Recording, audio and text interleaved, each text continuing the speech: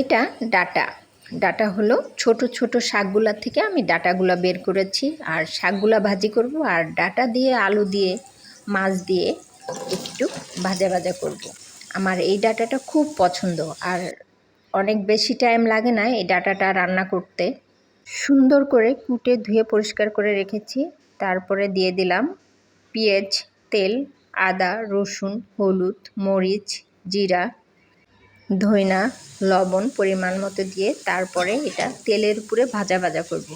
সব মশলাই আমি দিয়েছি। তেলের উপরে ভাজা ভাজা করব এই জন্য, কারণ এটাতে অত আহামরি পানি লাগে না, একদম সফট হয়ে যায়। তেলের উপরে ভাজা ভাজা করলেই ডাটাটা একদম সফট হয়ে যায়। শুধুমাত্র আলুটার জন্য সামান্য পরিমাণ পানি দিলেই হবে।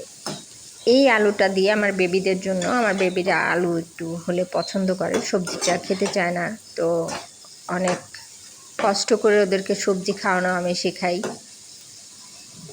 এটা কষাইলাম সুন্দর করে তেলের উপর দিয়ে। এবার আমি ঢেকে দিলাম।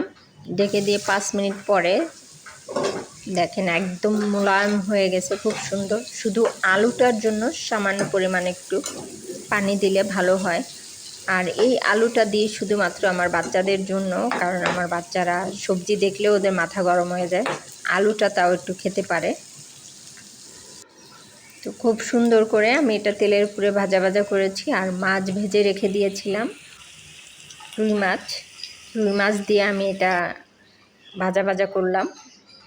এবার আমি শাকটা ভাজি করব। বেশি করে পেঁয়াজ রসুন কেটে নিয়েছি। এই যে শাকটা ছোট ছোট করে কেটে ধুয়ে পরিষ্কার করে রেখেছি।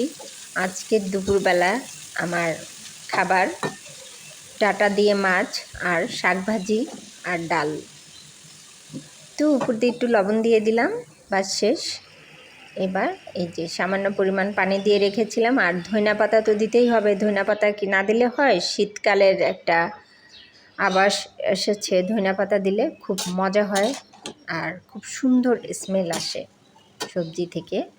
শাকটা প্রায় হয়ে গিয়েছে, আর আমি একসাথেই তেলে দিয়ে দিই শাক। আমি আগে সিদ্ধ করে পানি ঝরাই নিই না, একবারেই আমি একদম রসুন পেঁয়াজ দিয়ে তেলে দিয়ে দিই, দিয়ে ওটাতেই আমি ভাজা ভাজা করে ফেলি।